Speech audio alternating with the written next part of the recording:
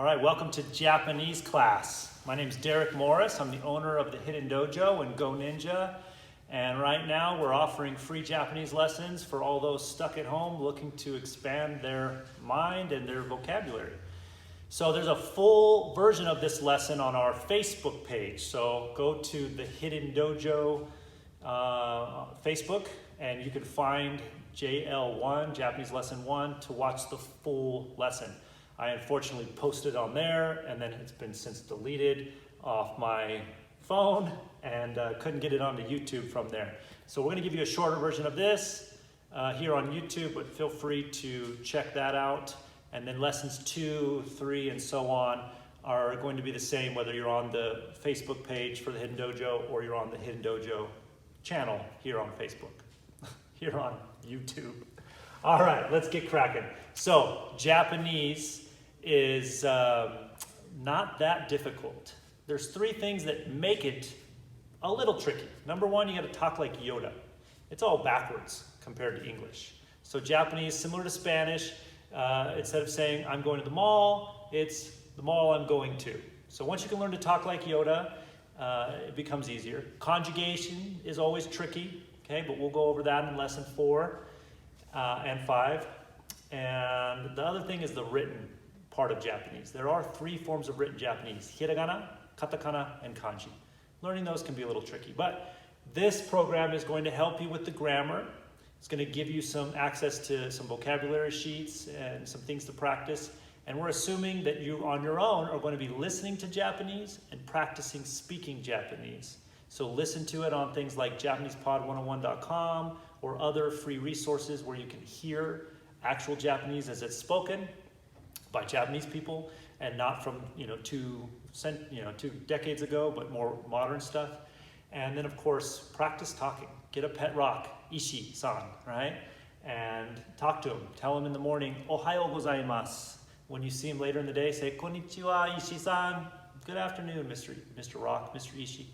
Or in the evening, you could say, "Konbanwa." Now, for pronunciation, it's real simple. A in Japanese is always pronounced A. I is always E.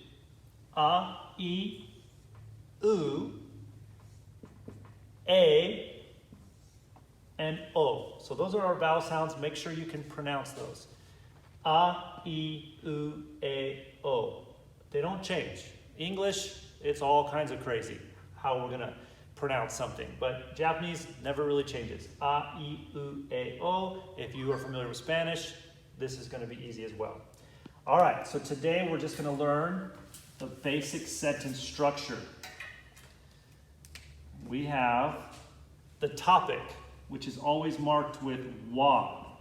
The particles come after what they deal with. So the topic goes before the particle. So if I want to say, I am a teacher, I would say watashi wa, and then I would describe what I'm talking about, teacher, and then I would finish with des. Watashi wa sensei des. I am a teacher. I can make the sentence turn into a question by simply adding ka. Ka equals a question mark. Watashi wa sensei desu ka? Am I a teacher? Today. Kyo. Kyo wa atsui desu ka? Is today hot? Hai. Kyo wa atsui desu. Yes, today is hot. So we want to make sure that we always put wa after the topic. Des is going to mean is, am, or are. I am a teacher. We are teachers. She is a teacher. In English, I'd have to change it. Is, am, are. Japanese, it's always des. I could also put yo at the end. Yo is like a verbal exclamation mark. It adds emphasis, good or bad. Okay? Today is hot. Kyo wa atsui desu yo. Atsui. Say it with me. Atsui. Okay, you got to practice your pronunciation. So, kyo, atsui. When you see a line over a vowel, you just extend it a little bit. All right? So, kyo. That can be important. You can have the word oba. Obasan. That would be aunt, as in my Aunt Carol.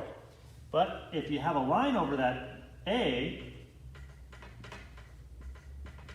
it's not your Aunt Carol anymore, now it's your grandma, Obasan. Obasan, aunt, Obasan, grandma. All right, so pay attention to that. All right, kyou wa atsui desu ka? Is today hot? Hai. Hai is how you say yes in Japanese. Kyou wa atsui desu yo? It is hot. You can also kind of combine those two with ne. Ne is kind of like emphasis, or, yo is emphasis. Ne is more like looking for confirmation. Like, it's hot today, isn't it? So when you want to say, isn't it? Don't you think so? So it's kind of a question, right? It's ne. So, 今日暑いですね. Hai, とっても暑いです. All right, so that is our basic sentence structure. You fill in whatever you want to talk about, yourself, the weather, and then you're going to describe it and finish with des. The only three things that can come after des are ka, yo, or ne. Now we might want to describe something, so we got to learn how to show possession. Blank, no, blank is how you mark possession. Whatever comes first owns whatever comes second. So if I say my car, I would say watashi no kuruma. My car. Watashi no kuruma. Watashi no kuruma wa aka desu. My car is red. Watashi no kuruma wa ao desu. My car is blue. So you can describe things, but it's going to be watashi no kuruma. I, car. So it becomes my car. I couldn't say kuruma no watashi because now the car owns me. Some of you may feel that way, but that's not how it works. Okay, so I can continue this. I could say my car's radio. Watashi no kuruma no radio. I can go on further. My car's radio's sound. Watashi no kuruma no radio no oto. My car's radio sound is no good. Okay? We'll use mazui. Okay? Watashi no kuruma no radio no oto wa mazui desu yo. Man, my car radio sound is no good. It's no bueno. It's bad.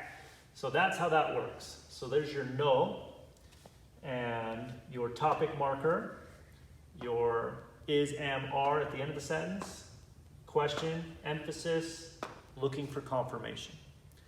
Now let's teach you your first 5 hiragana.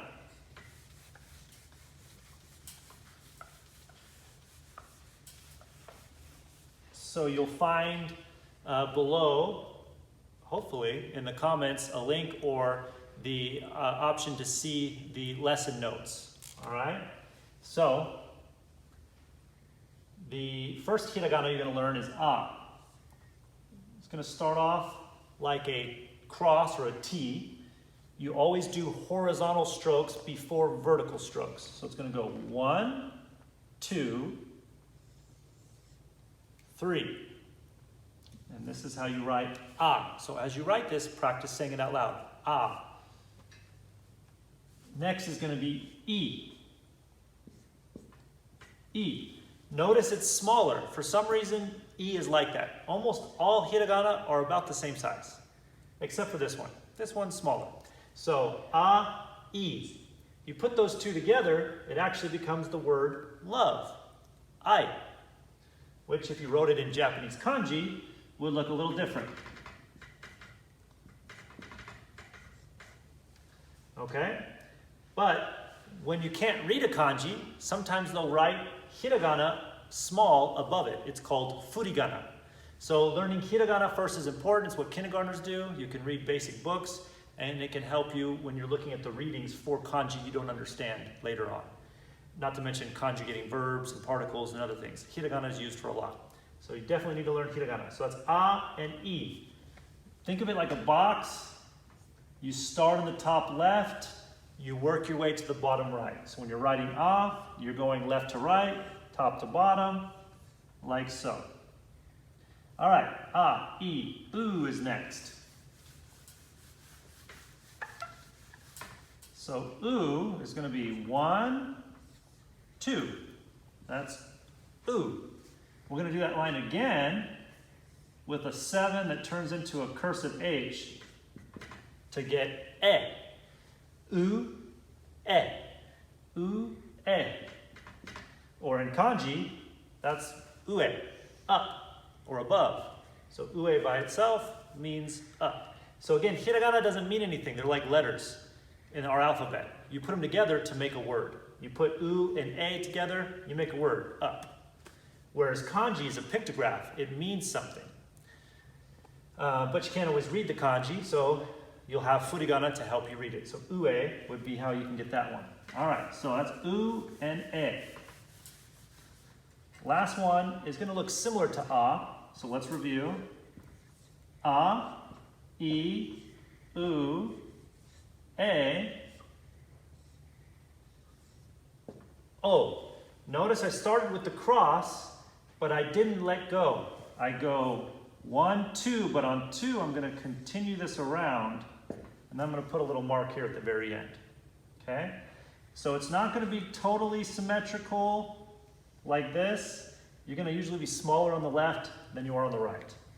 And that's a quick and dirty version of JL1, Japanese Lesson 1. If you want to get more practice and learn the phrases, the common phrases that we have in the lesson, go again to the Hidden Dojo Facebook page, look for Japanese Lesson 1, and watch that longer video going over all the details, including the 5 spheres you need to balance to become fluent in a language. But that's it for today. We hope you enjoyed it. We hope you're learning some new skills, languages, and improving yourself during the shutdown. Arigatou gozaimashita.